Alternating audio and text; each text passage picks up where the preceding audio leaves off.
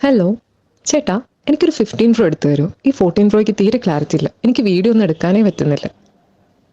Hello, ചേട്ടനെന്താ കേൾക്കുന്നില്ലേ? പോയോ? പൈസയുടെ കണക്കും സാധനങ്ങളുടെ ലിസ്റ്റും അല്ലാണ്ട് നീ ഒന്ന് മിണ്ടിയിട്ടുണ്ടോ? ഇത് ശരിക്കും ഒരു പ്രവാസിക്ക് മാത്രമേ ഈ വാക്കുകളിലെ അർത്ഥം അല്ലെങ്കിൽ പൊരുളൊക്കെ മനസ്സിലാവുള്ളൂ.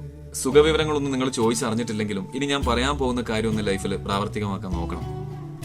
നിങ്ങൾ ഓരോ കുറി ഓരോ ആവശ്യങ്ങൾ പറഞ്ഞ് വിളിക്കുമ്പോഴും അവര് അവരുടെ ലക്ഷ്യത്തിലേക്കുള്ള ഊർജത്തിൽ നിന്നാണ് അത് നിങ്ങൾക്ക് നിറവേറ്റി തരുന്നത് എന്നുള്ള ബോധം നിങ്ങൾക്ക് വേണം. ചോദിക്കുന്നത് പ്രിയപ്പെട്ടവരായതുകൊണ്ട് തന്നെ അവർ തീർച്ചയായിട്ടും അത് സാധിപ്പിച്ച് തരുകയും ചെയ്യും.